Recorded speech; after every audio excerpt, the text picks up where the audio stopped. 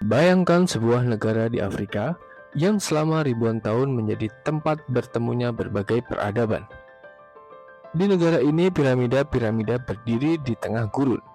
Sungai Nil mengalir membelah daratan, dan sebuah kerajaan kuno pernah menjadi salah satu kekuatan besar di kawasan Afrika Timur Laut.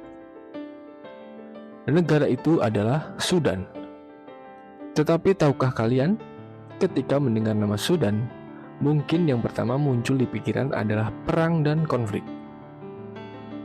Padahal jauh sebelum semua itu terjadi, wilayah Sudan telah memiliki sejarah yang luar biasa panjang.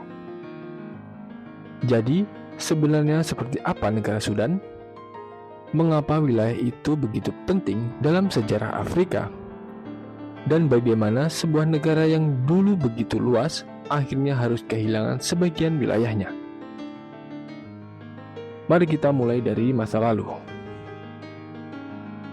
Sudan berada di Afrika Timur Laut, tepat di persimpangan antara Afrika Sub-Sahara dan dunia Arab.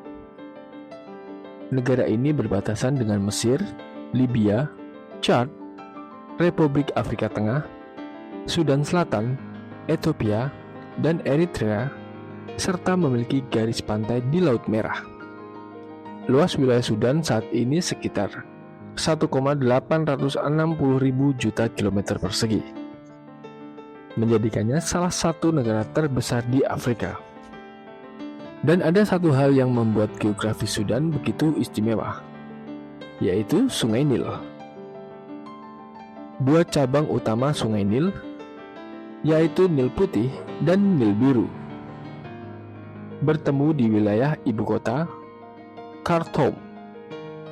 Dari sini, air terus mengalir ke utara menuju Mesir dan akhirnya bermuara di Laut Mediterania. Bayangkan betapa pentingnya sungai ini bagi kehidupan masyarakat Sudan. Di tengah wilayah yang sebagian besar kering dan gurun, Sungai Nil menjadi sumber air, pertanian, perdagangan, dan kehidupan. Namun sejarah Sudan jauh lebih tua daripada negara modernnya. Ribuan tahun lalu, wilayah ini dikenal sebagai Nubia. Di sini pernah berdiri kerajaan Kerma dan kemudian kerajaan Kurs, sebuah kerajaan besar yang memiliki hubungan sangat erat dengan Mesir kuno. Bahkan pada suatu masa, penguasa Kurs berhasil menguasai Mesir. Ya, kalian tidak salah dengar. Pernah ada masa ketika raja dari wilayah Sudan memerintah Mesir. Jejak kejayaan tersebut masih dapat ditemukan hingga sekarang melalui berbagai piramida dan situs arkeologi di Sudan. Menariknya, Sudan bahkan memiliki lebih banyak piramida kuno dibandingkan Mesir, meskipun ukurannya rata-rata lebih kecil. Setelah kejayaan Kurs berakhir, wilayah Sudan kembali mengalami berbagai perubahan. Kerajaan-kerajaan Nubia Kristen berkembang, kemudian Islam menyebar secara luas, mulai sekitar abad ke-14 dan seterusnya. Migrasi kelompok Arab semakin kuat dan secara bertahap membentuk karakter budaya dan politik Sudan modern. Kemudian datanglah masa yang jauh lebih sulit. Pada awal abad ke-19, Sudan berada di bawah kekuasaan Mesir, yang pada saat itu berada dalam lingkungan kekuasaan Kesultanan Utsmaniyah. Namun masyarakat Sudan kemudian melakukan perlawanan terhadap pemerintahan Mesir. Pada tahun 1881, muncul seorang pemimpin religius bernama Muhammad Ahmad yang menyatakan dirinya sebagai Mahdi. Ia berhasil mengumpulkan banyak pengikut dan memimpin pemberontakan besar melawan kekuasaan Mesir. Pasukannya bahkan berhasil merebut Khartoum pada tahun 1885. Tetapi kemenangan itu tidak berlangsung selamanya. Inggris kemudian membantu Mesir merebut kembali Sudan. Pada tahun 1898, pasukan Anglo-Mesir memenangkan pertempuran Omdurman. Dan setahun kemudian dibentuk pemerintahan yang secara resmi dikelola bersama oleh Inggris dan Mesir. Namun dalam prakteknya, pengaruh Inggris jauh lebih dominan. Periode ini dikenal sebagai Anglo-Egyptian Sudan dan berlangsung hingga 1956.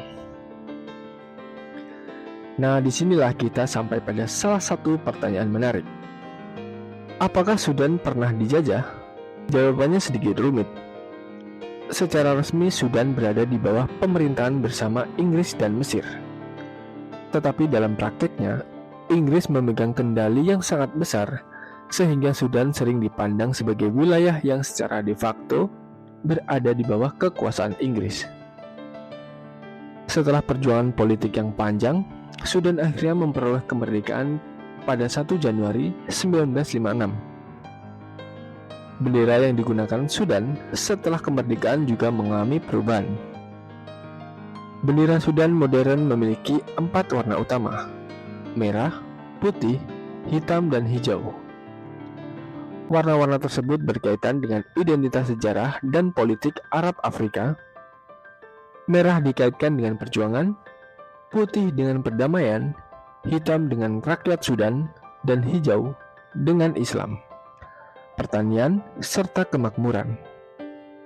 Desainnya juga memiliki hubungan dengan warna pan-Arab. Tetapi kemerdekaan tidak langsung membawa kedamaian. Sudan mengalami kudeta, pemerintahan militer, dan konflik berkepanjangan. Salah satu persoalan terbesar adalah ketegangan antara wilayah utara dan selatan. Perbedaan agama, etnis, politik, serta perebutan kekuasaan membuat perang saudara berlangsung selama puluhan tahun. Akhirnya pada tahun 2011, Sudan mengalami perubahan terbesar dalam sejarah modernnya. Sudan Selatan merdeka. Wilayah Sudan yang sebelumnya sangat luas akhirnya terpecah menjadi 2 negara. Namun masalah Sudan belum selesai. Dalam beberapa dekade terakhir, negara ini terus menghadapi krisis politik dan konflik bersenjata yang memberikan dampak besar terhadap masyarakat sipil. Lalu bagaimana dengan penduduknya? Saat ini Sudan memiliki sekitar 50 juta penduduk. Data Bank Dunia mencatat populasi Sudan sekitar 50,45 juta pada tahun 2024. Masyarakatnya sangat beragam, terdiri dari berbagai kelompok etnis dan bahasa. Dari sisi ekonomi, Sudan sebenarnya memiliki potensi yang besar. Pertanian menjadi sektor penting karena sebagian masyarakat bergantung pada lahan di sepanjang Sungai Nil. Namun konflik, ketidakstabilan politik, dan kerusakan infrastruktur membuat potensi tersebut sulit berkembang secara maksimal. Dan mungkin inilah bagian paling menyedihkan dari kisah Sudan. Sebuah negeri yang pernah menjadi rumah bagi salah satu kerajaan besar Afrika, memiliki piramida kuno, dilintasi Sungai Nil, mempunyai sumber daya alam yang melimpah, dan berada di lokasi sangat strategis, tetapi selama puluhan tahun harus berjuang menghadapi konflik dan ketidakstabilan. Jadi ketika kalian mendengar nama Sudan, jangan hanya membayangkan perang. Bayangkan juga piramid-piramid kuno di tengah gurun. Bayangkan Sungai Nil yang menjadi sumber kehidupan. Bayangkan kerajaan Kurs yang pernah menantang kekuasaan Mesir kuno.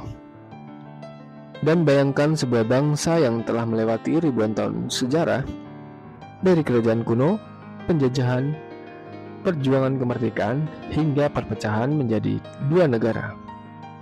Karena mungkin pertanyaan yang lebih menarik bukanlah mengapa Sudan terus mengalami konflik, tetapi bagaimana sebuah negeri dengan sejarah sebesar Sudan bisa sampai berada dalam kondisi seperti sekarang.